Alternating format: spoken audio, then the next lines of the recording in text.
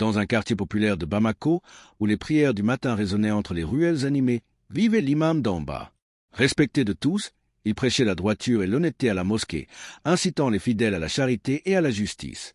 Mais derrière ces paroles pieuses, un autre visage se cachait, celui d'un homme avide, prêt à tout pour enrichir son empire caché.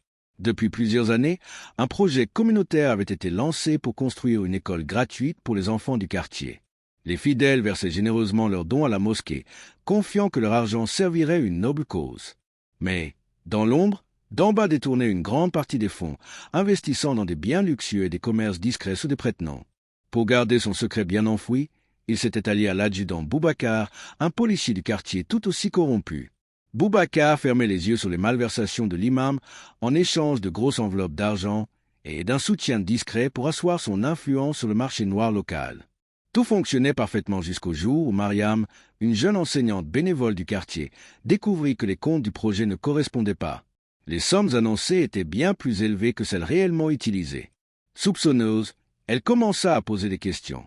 Son enquête discrète l'amena à découvrir une liste de transactions suspectes et des propriétés luxueuses appartenant à des proches de l'imam. Un soir, elle tenta de confronter l'imam d'en bas après la prière, mais ce dernier, sous son air bienveillant, la menaça subtilement. « Mariam, il est dangereux de fouiller dans ce qui ne te concerne pas. Le bien du quartier ne repose pas sur la curiosité, mais sur la foi. » Paniquée, elle décida de contacter un journaliste d'investigation, espérant que la vérité éclate. Mais avant même que l'affaire ne soit révélée, l'adjudant Boubacar intervint. Mariam fut arrêtée sous de faux prétextes, accusée de troubles à l'ordre public. Le quartier entier murmura en apprenant son arrestation, mais peu osèrent s'élever contre l'imam et le policier, de peur des représailles. Cependant, l'étincelle était allumée. Les fidèles commencèrent à douter, à se poser des questions. Des discussions clandestines s'organisèrent et peu à peu, des preuves surgirent. Le journaliste, aidé par un avocat courageux, porta l'affaire devant la justice. Quand les preuves éclatèrent au grand jour, la population se souleva. L'imam d'en bas et l'adjudant Boubacar furent arrêtés sous les cris de colère du quartier.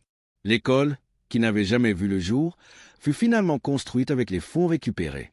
Mariam, libérée et acclamée, devint un symbole de courage et d'honnêteté. Désormais, le quartier savait que même derrière les masques de la religion et de la loi, la vérité finit toujours par triompher.